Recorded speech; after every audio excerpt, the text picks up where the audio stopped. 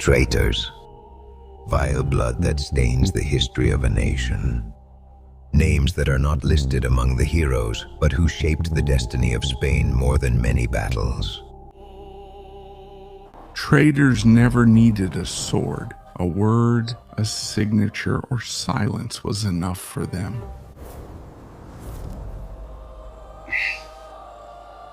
But what have I done? Some sold secrets, others territories, and others the very soul of their nation. They are the ones who opened the doors when the enemy was tired of knocking. Those who, out of greed or cowardice, did the work that no foreign army could accomplish. Throughout its history, this country fought many enemies and emerged victorious. But it never learned to defend itself from its own people. And every century gave birth to its own Judas. In this second part of the Traitors saga, we will see those who toasted while stabbing their own stand before the court of treason. Culpable! Stay until the end. You will learn who I consider the worst traitor, as well as the most cowardly.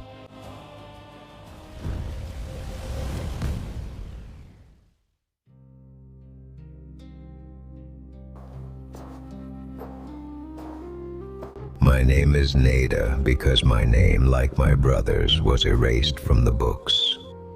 Only the stain remained. The Vitiza's family, the ones who abandoned him at Guadalete. They say we betrayed Rodrigo. Y sí, lo hicimos. ¿Y qué?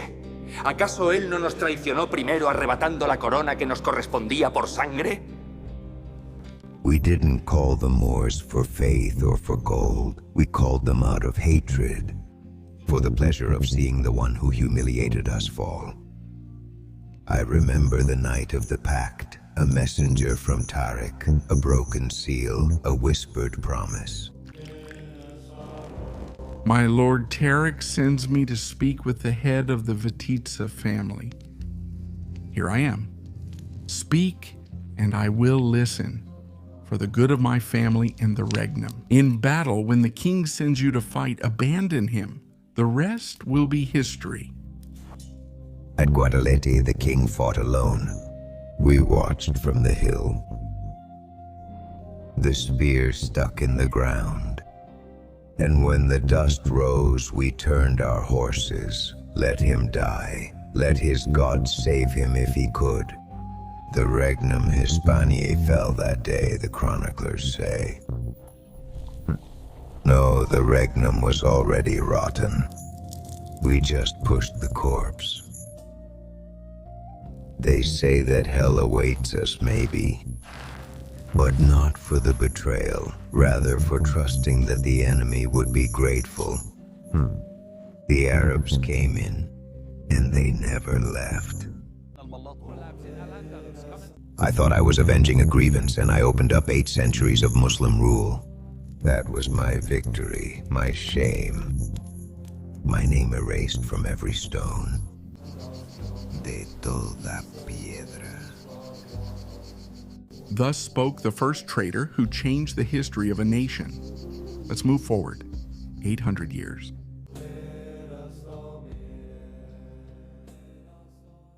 I didn't intend to travel to the past, but some names must be confronted directly.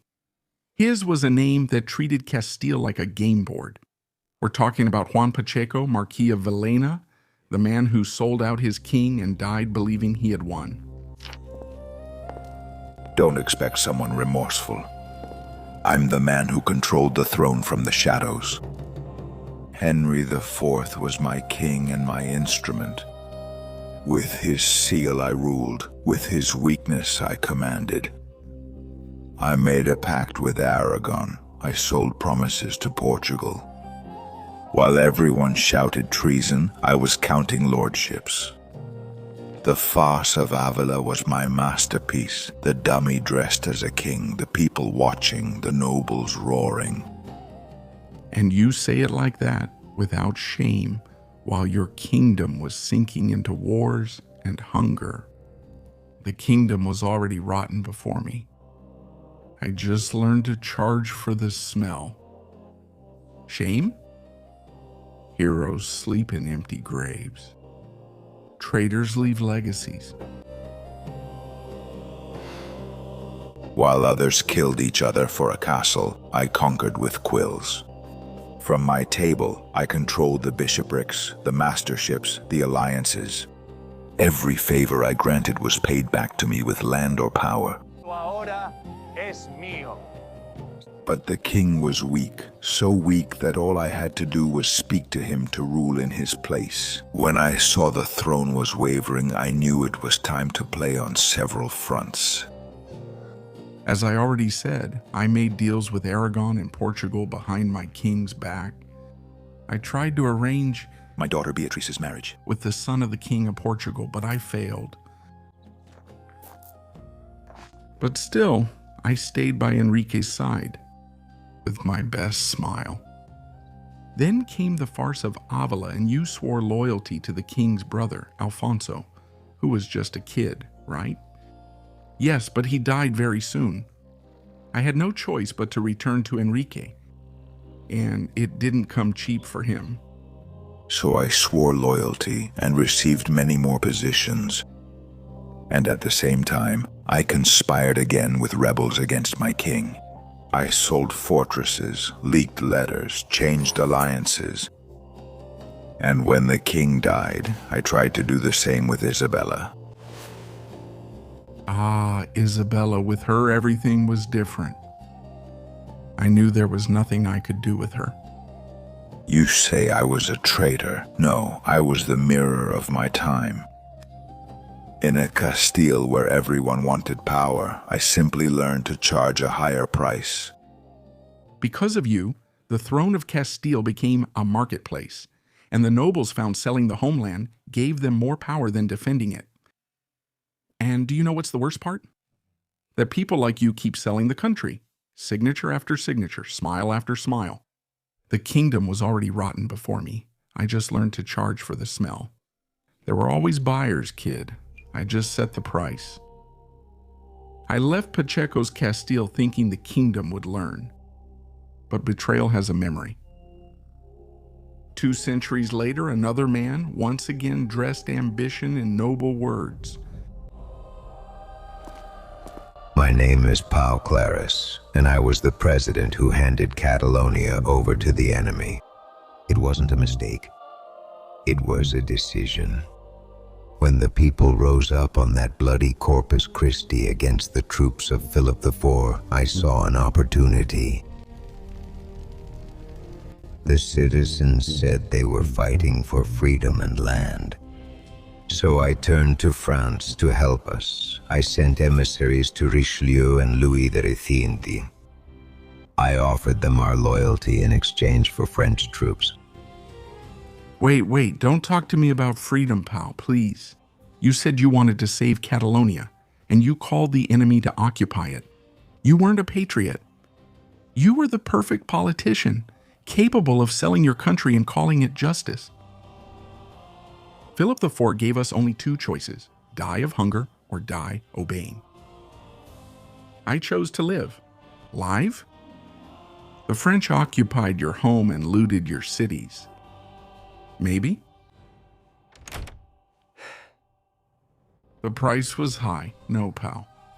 Others paid the price. You only got the advance. Anyway, I preferred to kneel before another king. On January 16, 1641, I signed the Treaty of Serres, and a week later I proclaimed the King of France with my own hands. I owned Barcelona just like that without doing anything. They crossed the Ebro, occupied our cities, and imposed their laws, demanding more tribute than ever before. They became our new masters. When I died a few months later, I believed I had left behind a Catalonia free from Habsburg rule. But the truth was different. The French stayed for 10 years, and in 1659, the Treaty of the Pyrenees was signed. Now, Roussillon and Cerdagne belonged to France. Those lands were the price of my signature. I, Paul Claris, did not defend my people. I traded it for French promises. Betrayal has many forms. The pen, the word, and fear. If Paul Claris surrendered a territory, the next one gave up his men. Dark Web Danny, 1921. I am Colonel Silverio Araujo Torres from the Melilla Regiment number 59. It's July 22, 1921, and Annual has fallen. General Silvestre is dead, and with him, the entire Spanish army line in the Rif. Abdelkrim's Rif fighters advance like a shadow, cutting through positions one after another. Dark Danny is under my command. 1,000 young but brave men obey my command. Without ammunition. Without water.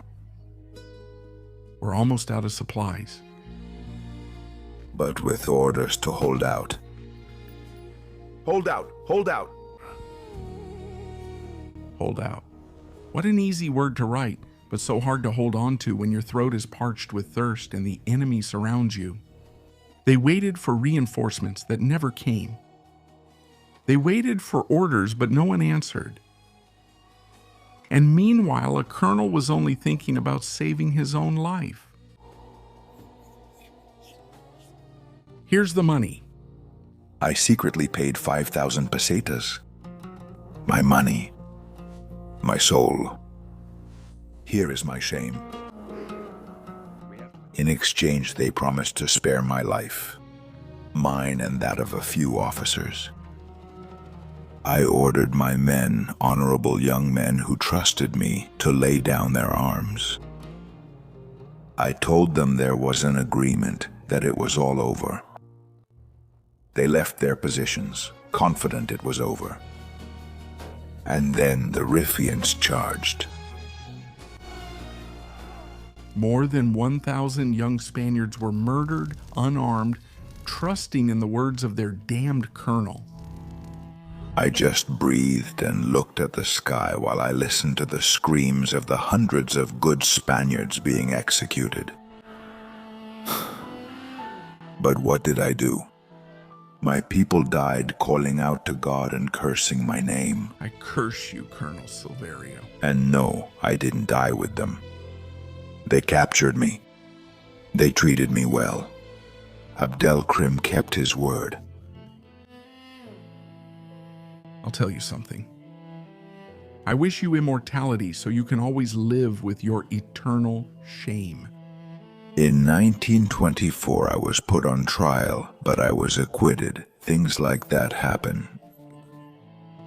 In 1928, I retired and requested the honorary rank of Brigadier General. They denied it to me. But in 1931, the Republic granted it to me with honors. Honor.